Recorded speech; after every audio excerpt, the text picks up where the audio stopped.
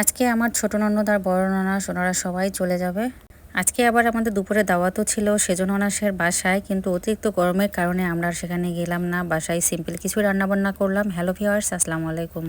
আপনারা সবাই কেমন আছেন? এই তীব্র গরমে অবশ্যই একটু কমেন্টসে জানাবেন। আর আমি এই যে ঠান্ডা ঠান্ডা তরকারি রান্না করতেছি, জালি কুমড়া দিয়ে মসুরের ডাল। জালি কুমড়া কিন্তু হচ্ছে একটু পানি জাতীয় খাবার, এটাও কিন্তু হচ্ছে পেট ঠান্ডা রাখে, কিন্তু অনেকেরও আবার হচ্ছে এই জালি কুমড়ার মধ্যে অ্যালার্জিও থাকে।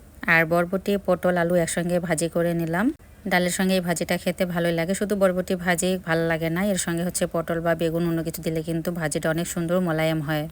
ডালটা আমার এদিক দিয়ে হয়ে গেল, আর ওই দিক দিয়ে হচ্ছে মামাকে নিয়ে, আপনাদের ভাইকে নিয়ে হাঁসটাও জবাই করে নিয়ে আসলাম।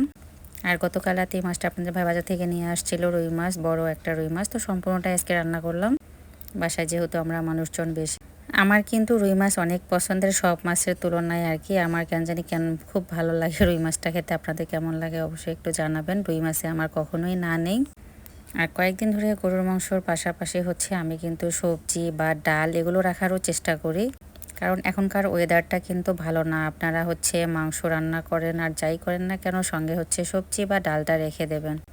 পারলে সপ্তাহে মাঝে মধ্যে শাকটাও খাবেন। আজকেই হচ্ছে হাঁসটা পরিষ্কার করে আবার আজকে রান্না করব, একটু প্যারা হয়ে যায়। যাই হোক, কিছু করার নেই, সবাই মিলেমিশে তাড়াতাড়ি দেখেন হাঁসটা আমাকে পরিষ্কার করে দিয়েছে। আর এদিক দিয়ে হচ্ছে হাঁসটা এখন আমি পুড়তে বললাম ভাবিকে, তো ভাবি সুন্দর করে হচ্ছে পুড়ে দিল হাঁসটা। আর এদিক দিয়ে হচ্ছে আমার মাছটাও রান্না হয়ে গেল। আর আমার মেয়েকে হচ্ছে কিছুক্ষণ আগে চুল কাটতে নিয়ে গিয়েছিল, ওর ভীষণ মন খারাপ। চুলগুলো আমার গেল কোথায়, কেন? ওর বাবার সঙ্গে ও অনেক রাগারাগি করেছে। ওর বাবাকে নাকি বলেছে, তুমি আমাকে এগুলো করার জন্য এখানে নিয়ে আসছো, আমার চুলগুলো গেল কোথায়, আমার চুল এনে দাও। যাই হোক, এদিক দিয়ে হচ্ছে গরুকেও গোসল করাই দিচ্ছিল। প্রচণ্ড গরমে হচ্ছে পশুদেরও যত্ন নেওয়া উচিত।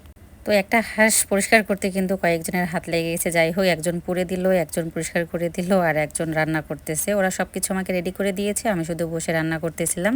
পানির মধ্যে হলুদ দিয়ে হাঁসটা সুন্দর করে মাসি পরিষ্কার করে নিল, কারণ হাঁসটা হচ্ছে আগুনে পুড়ে নেওয়ার পর যে কালো ভাবটা থাকে এটা কিন্তু চলে যায় হলুদ আর পানি দিয়ে পরিষ্কার করে নিলে।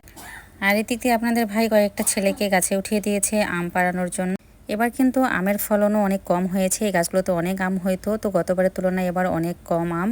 আবার নতুন যে আম গাছগুলো আর কি ছোট ছোট, সেগুলোতে আবার ভালোই আম হয়েছে আমাদের নতুন বাড়িতে। তো এদিক দিয়ে তো হাঁসের মাংস বসিয়ে দিয়ে আজকে হচ্ছে আমি দই দিয়ে হাঁসের মাংসটা রান্না করেছিলাম। মাশাল্লাহ, খাওয়ার পরে ভয়েস দিচ্ছে অনেক সুন্দর কিন্তু টেস্টি হয়েছিল। আপনাদের ভাইও প্রশংসা করেছে আমার হাঁসের মাংসর। আবার এদিক দিয়ে দেখি আমার জায়েরা জাম করাচ্ছে, আমিও গেলাম একটু জাম নিতে। তো কিছু জাম নিয়ে এসে তো আমি হচ্ছে পানি দিয়ে পরিষ্কার করে এখানে লবণ আর কাঁচামরিচ দিয়ে হচ্ছে ঝালা মেখে দিচ্ছিলাম। তো সবাই মিলে একটু করে খেয়ে নিলাম। আর এরপরে হচ্ছে তো বিদায়ের পালা শুরু। আমার ছোট ননদের অনেক মন খারাপ ছিল, ও কিছুদিন থাকতে চেয়েছিল, বাট অতিরিক্ত গরমের কারণে ও আর থাকলো না, কারণ আমাদের এখানে প্রচুর পরিমাণ কারেন্টের ডিস্টার্ব। এ তো ইনি হচ্ছে আমাদের সবার বড় ভাইজান, মানে আমার হচ্ছে বড় নানাসের হাজব্যান্ড। তো আমার বড় আম্মা দেখেন ফাজলামু করে 500 টাকা হচ্ছে সালামি নিয়ে নিল। এবার সবাই মিলে তো হচ্ছে আইসক্রিম নিয়ে আসলাম, আর বড় আম্মার জন্য হচ্ছে একটা জর্দার বাজেট থাকলো। তো আজকের ভিডিওটা এই পর্যন্ত। আপনাদের কাছে কেমন লাগলো অবশ্যই একটু কমেন্টসে জানাবেন। সবাই ভালো থাকবেন, সুস্থ থাকবেন। আল্লাহ হাফেজ, শুভরাত্রি, আসসালামু আলাইকুম।